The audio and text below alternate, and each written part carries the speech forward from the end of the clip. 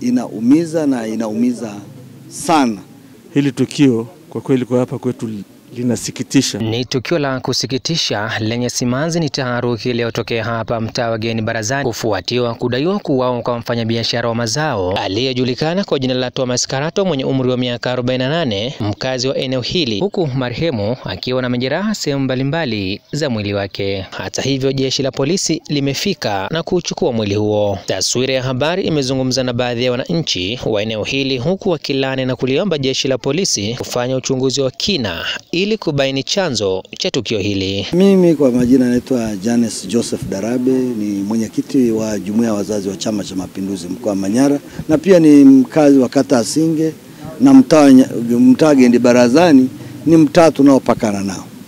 Kwa ni jambo ambalo kwa kweli la kusikitisha. Kila mmoja anatafakari na kuona kwamba inakuwaje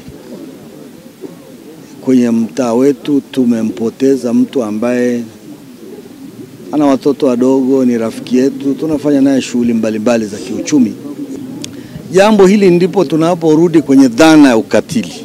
Unapotafakari, mtu anapolisikia jambo hili ni tofauti na uhalisia unapokuta kwamba mtu amelala chini na damu zimetapakaa. Mtu ambaye labda jana ulikuwa naye lakini leo unakuta jambo hili.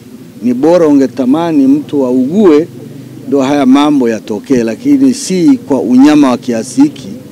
Mimi kwa jina naitwa Gerard Nixon. Hili tukio kwa kweli kwa hapa kwetu linasikitisha, kwa sababu kuna tukio lilitokea kama juzi, haijapita wiki mbili.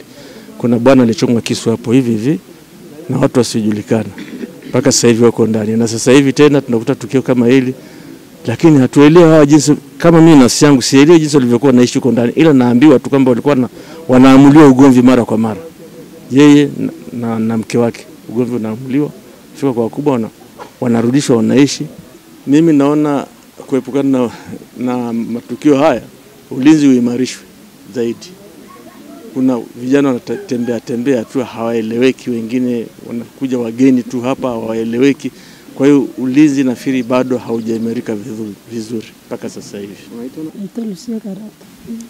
Ndugu yetu hapa kama mwezi wa mwaka jana hivi alikuwa ni mfanya biashara, kwa hiyo akawa ile biashara imeshindwa, maana ilikuwa imeishiwa.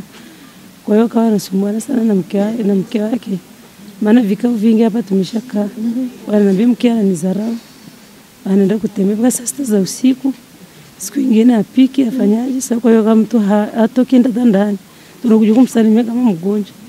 Sasa baadaye kama ndugu tumekaa tukasema tumchangie labda hiyo deni ambayo inamsumbua ili mtu asitoke, kumsaidia.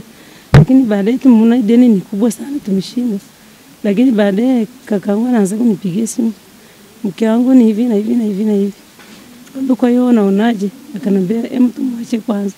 Sasa sijajua, ndo mpaka jana hivi leo asubuhi nipigiwa simu kwamba kaka yako amechinjwa, amefariki. Sasa sijajua chanzo iko wapi. Kwa majina naitwa Stefano Tuwai, ni kiongozi mpya kwenye mtaa wa Geni Barazani.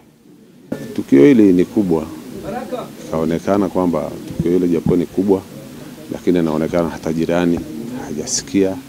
Nyumba hizi zimeshikana, lakini hata kelele hawajasikia. Tumekutoa ni mtu amechinjwa kama mnyama, ng'ombe.